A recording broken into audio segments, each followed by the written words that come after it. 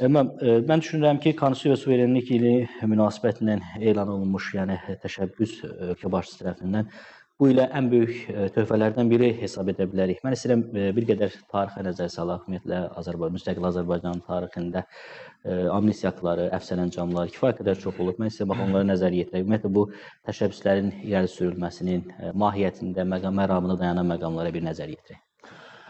Təşəkkür edirəm.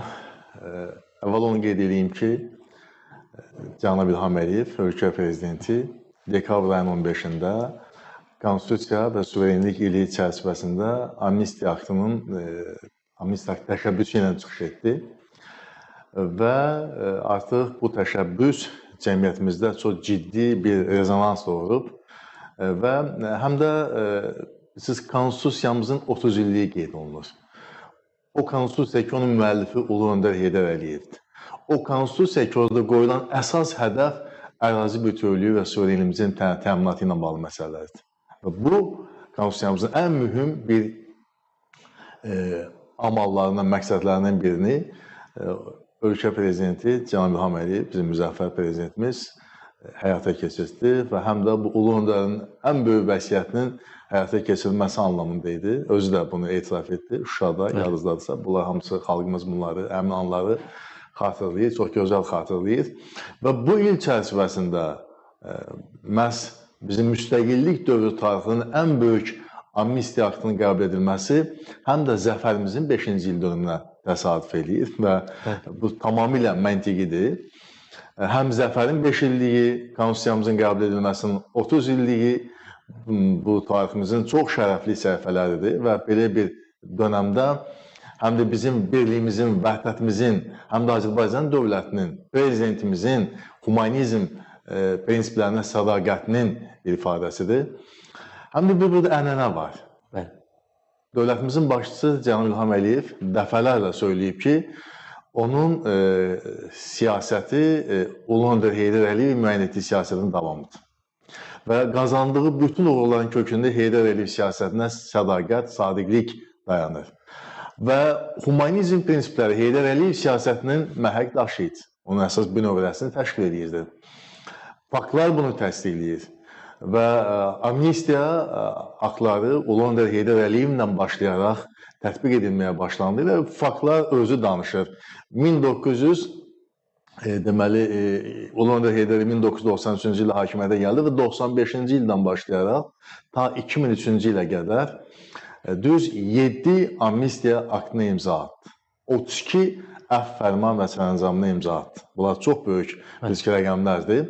İndiyə qədər 1995-ci ildən Ulu Öndərdən başlanmış ta 2005-ci ilə qədər 12 amnistiya aktı qəbul etdi və bu amnistiya aktı 130 mindən çox insanı əhatə edib.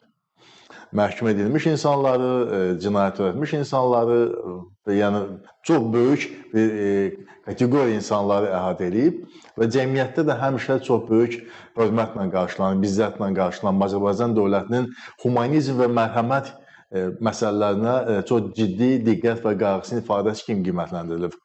Cənab İlham Əliyev 2005-ci ilə qədər, 2003-cü ildən ta 2025-ci ilə qədər 2003-2025-ci illər ərzində düz 5 amnistiya aktına imza atıb, 39 əfv və fərmana imza atıb.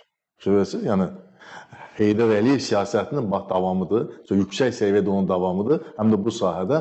Həm də amnistiya nə deməkdir? Amnistiya Yunan sözdür, mənası bağışlamaqdır. Cinayət etmirsən, siz həyatda səhvsiz insan olmur, səhvsiz. Peyğəmbər səhvsiz ola bilər. Peyğəmbərimiz də bir dəfə etiraf etmişdi ki, hətta o da səhv edib. Yəni öz əshabələri ilə söhbət zamanı bir şikəst insan yaxınlaşır Peyğəmbərdən bir məsələni soruşmaq istəyəndə Peyğəmbər tapşırıqlarını verir və o halda dönüb deyir ki, bir imkan verin, nə görə sözümü yekunlaşdırım, sonra sizlə danışaram.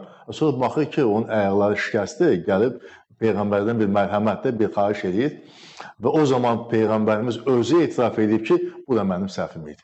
Təsəvvürün, əgər Peyğəmbər öz səhvini etiraf edirsə, hadi bəndələrin səhvsizliyi mümkün deyil. Yəni, günahsızlığı mümkün deyil. Və bu məntiqlə hesab edirəm ki, elə insan var ki, bir təsadüf nəticəsində, bir də avtoqəza nəticəsində bir cinayət törədir və cəzasını alır. Amma elə cinayətlər var ki, onlar ağır cinayətlərdir. o cinayətlər heç əfvə düşməyə bilir, amnistiya düşməyə bilir. Yəni bunlar hamısı anlaşılan məsələlərdir. Və bu dəfə də qəbul edilən amnistiya aktı dediyim kimi 20 mindən çox insanı əhatə edəcək. Heç bir zaman bu qədər insanı əhatə edəmir. Məsələn, sonuncu dəfə 2021-ci ildə tarixi zəfərimizlə bağlı 8 noyabr Şuşanın alınması ilə bağlı Cənab Prezident imzası ilə bir amnistiya aktı elan edildi. 17.200 nəfəri əhatə etdi. Çox böyük amnistiya aktı idi əhatə dairəsi baxımından. Bu dəfə 20 mindən çoxdur. Bax, özünüz müqayisə eləyin.